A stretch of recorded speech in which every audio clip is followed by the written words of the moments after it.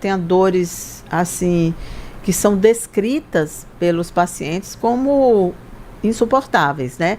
A Juliane, ela é advogada, especialista em direito previdenciário e trabalhista, especialista e defensora dos direitos das pessoas com fibromialgia e também uma paciente, ou seja, ela como ninguém sabe ou entende sobre essa doença, as dificuldades de convivência com essa doença e passou inclusive a ser uma voz em defesa desses pacientes. Juliane, a gente tem aqui no Brasil hoje uma nova legislação que equipara inclusive os doentes de fibromialgia a pessoas com deficiência e aí nessa equiparação você tem uma série de benefícios legais que esses pacientes podem ter e temos também uma novidade que é uma lei estadual que assegura uma carteirinha aos fibromiálgicos, é assim que chama, né?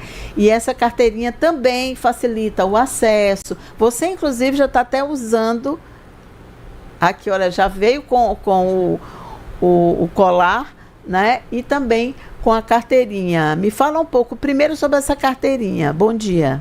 Bom dia, eu gostaria de agradecer o espaço, é um prazer estar aqui hoje, poder falar sobre a fibromialgia, que até então era uma síndrome pouco comentada, pouco discutida e com poucas políticas públicas e legislações para esse público, né? Para as pessoas com fibromialgia, e aqui eu estou incluída. Realmente me tornei uma voz, até pela própria necessidade. Quando eu tive o diagnóstico há 2 anos e meio atrás, eu me senti em desespero, senti muito medo, né? Porque é um diagnóstico muito difícil de você receber. A primeira impressão é como se fosse uma sentença, né? Por quê? É dor para a vida toda. Não tem cura, Não tem cura, né? E está se discutindo na medicina as causas do porquê que surge essa síndrome, como que ela surge.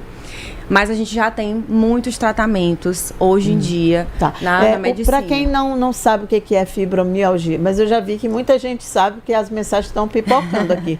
Mas o que é essa doença? O que você sentia até receber o diagnóstico? A fibromialgia, ela é caracterizada como uma síndrome, porque ela afeta o corpo inteiro. Ela vai trazer afetação motora, cognitiva, e os sintomas são inúmeros. Eu vou citar os principais. Dores de cabeça frequente, pode ser cefaleia, enxaqueca, problemas intestinais, geralmente síndrome do intestino irritável, constipação seguido de diarreia, dores musculares difusas pelo corpo, problemas de concentração, perda de memória, insônia, sono não reparador. Além da dor, tem todos esses sintomas. Tem a alodinia, que estímulos pequenos causam dor. Então, nesse momento, eu estou aqui com o sutiã, eu não estou aguentando a alça do sutiã, que dói. Às vezes, a costura da roupa dói. A água que sai do chuveiro dói. A gente também tem, entre os sintomas, sensibilidade ao frio. Muitas pessoas têm sensibilidade também ao calor, ao som e a outros fatores externos. Bexiga dolorosa, então são inúmeros sintomas mesmo, é como se o nosso corpo estivesse realmente mais fragilizado, inclusive para vários tipos, né, tem outras doenças aí acessórias, digamos assim, né, geralmente a fibromialgia, ela vem acompanhada, e a pessoa que tem uma outra comorbidade, uma outra doença, a fibromialgia vai piorar. Por piorar em qual sentido? Porque a fibromialgia é considerada hoje em dia, inclusive, neurológica. Então, ela vai afetar uma sensibilização central do cérebro e essa sensibilização gera todos esses distúrbios pelo corpo, cognitivo, intestinal, etc. Entendi. Então, nossa, é uma condição realmente que torna muito difícil a vida, né? Porque assim, imagina, não sei se são crises e tira você de circulação, você não consegue trabalhar, por exemplo. Eu, por exemplo, tem dias que eu não levanto da cama. Tem dias que eu consigo trabalhar, mas muitas vezes trabalho em horários especiais e muita gente da Fibropim, muita gente que eu recebo os relatos no meu privado, chegam dizendo: doutora, fui demitida porque eu tenho fibromialgia, perdi meu emprego porque eu precisava faltar, porque eu estou com dor, como é que eu saio de casa para pegar um atestado se eu não consigo levantar da cama? E tem sim períodos cíclicos da doença, que são períodos piores, que a gente chama de crise álgica. Nesses períodos, inclusive, eu fiquei de cama por várias vezes, por meses, né? Às vezes eu trabalhava deitada, com o notebook, né, deitada. Então, assim, é muito complicado. A gente tem várias histórias de pessoas que estão realmente passando por uma crise álgica, assim, bem forte, e a gente precisa de tratamento. Não tem idade, porque você é uma mulher jovem. Isso. E já recebeu esse diagnóstico, né? Crianças, tem homens, também, mas a né? maioria são mulheres, né? A medicina, ela traz aí, inclusive a gente tem um panfleto que a gente informa alguns dados, eu vou mostrar para vocês.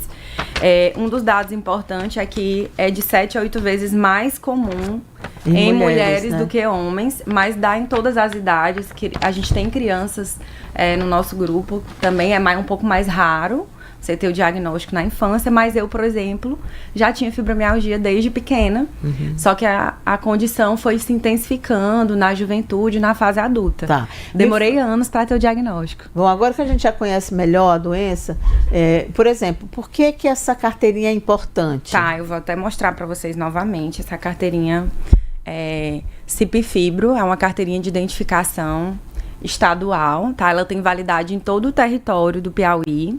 E tem muitos outros estados que já possuem também legislação específica. Aqui no Piauí a gente tem a Lei 8.122, que é uma legislação estadual que instituiu essa carteirinha. Você pode tirar tanto na SASC como na Sencasp.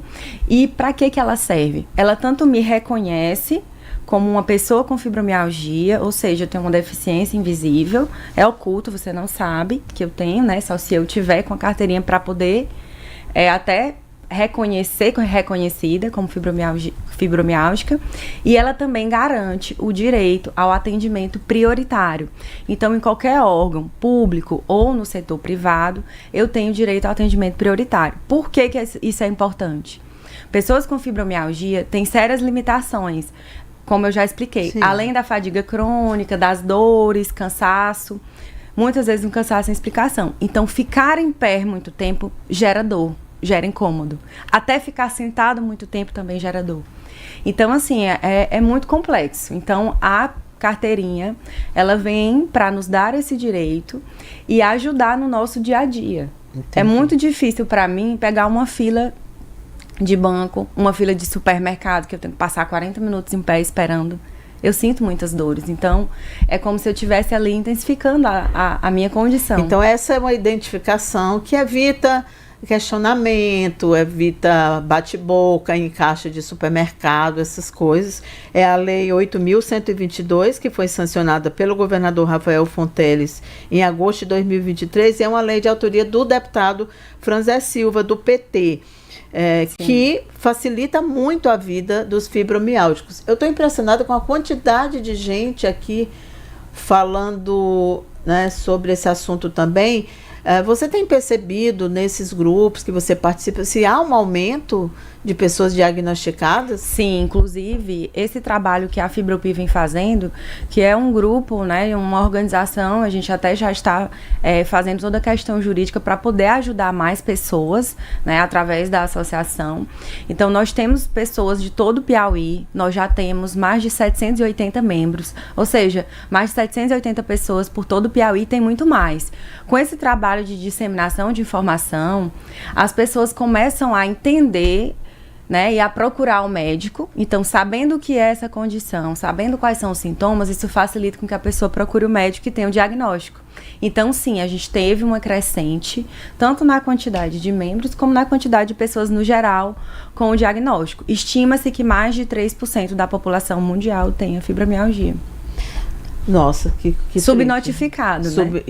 Pode ser muito mais. Pessoa, porque como são muitos sintomas, e é até clínico, você receber o diagnóstico, não tem um exame, né, que faça, que dê então, positivo.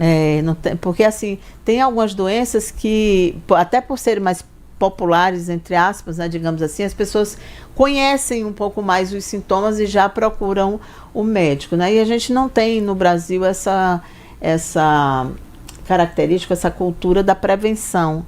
Então, você só vai mesmo levada quando, às vezes, você tem uma dor crônica e isso está te impossibilitando de trabalhar, por exemplo.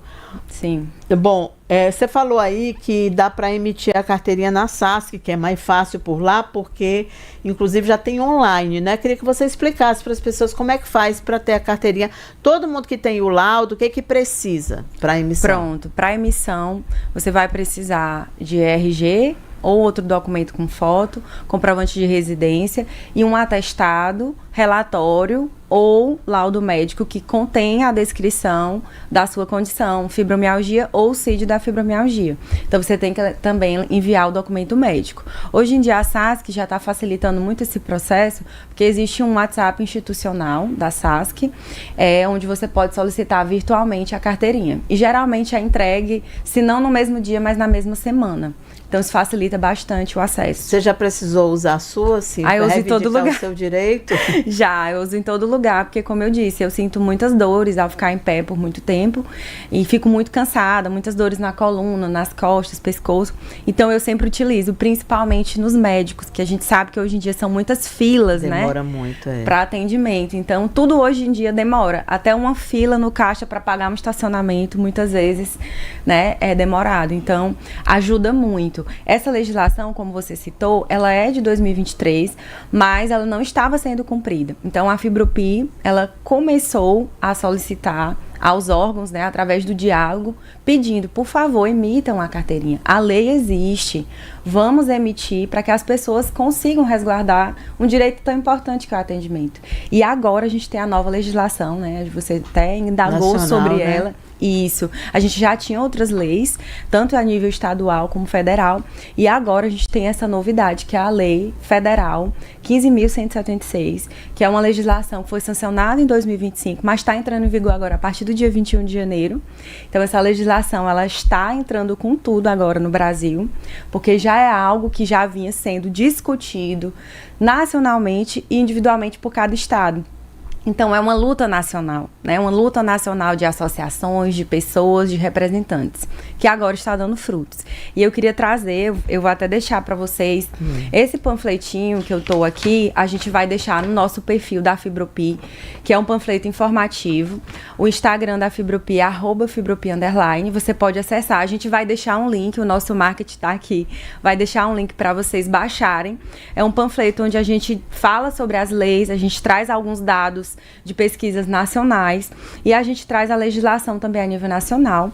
E eu queria falar um pouquinho dessa lei, que é a mais nova, que é uma lei que traz a possibilidade da pessoa com fibromialgia ser equiparada à pessoa com deficiência, garantindo todos os direitos da pessoa com deficiência, que seriam cotas, a gente tem vários direitos, né? Algumas isenções fiscais, como por exemplo, isenção na compra de automóveis.